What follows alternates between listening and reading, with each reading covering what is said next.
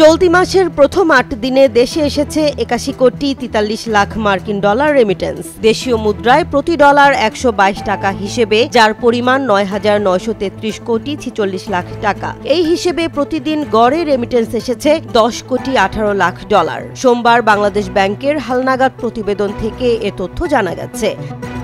প্রতিবেদনে বলা হয়, মার্চের প্রথম ৮ দিনে দেশে রেমিটেন্স এসেছে ৮১ কোটি ৪২ লাখ ৯০ হাজার মার্কিন ডলার। গত ফেব্রুয়ারি ও জানুয়ারির একই সময়ে প্রবাসী আয় এসেছিল যথাক্রমে ৬৭ কোটি ১০ লাখ ডলার ও ৫৩ কোটি ৫২ লাখ ডলার। এই হিসেবে মার্চে বেড়েছে রেমিটেন্স প্রবাহ।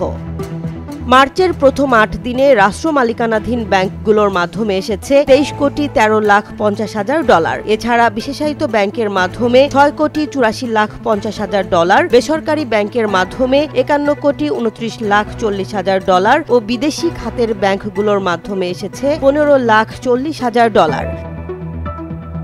বাংলাদেশ ব্যাংক আরও জানায়, ২ থেকে ৮ মার্চ দেশে এসেছে ৭৮ কোটি ৪২ লাখ ডলার রেমিটেন্স। তবে ১ মার্চ রেমিটেন্স এসেছে ৩ কোটি ৮০ হাজার ডলার। এদিকে গত ফেব্রুয়ারি ও জানুয়ারি মাসে দেশে রেমিটেন্স এসেছিল যথাক্রমে ২৫২ কোটি ৭৬ লাখ ৪০ হাজার মার্কিন ডলার ও ২১৮ কোটি ৫২ লাখ মার্কিন ডলার।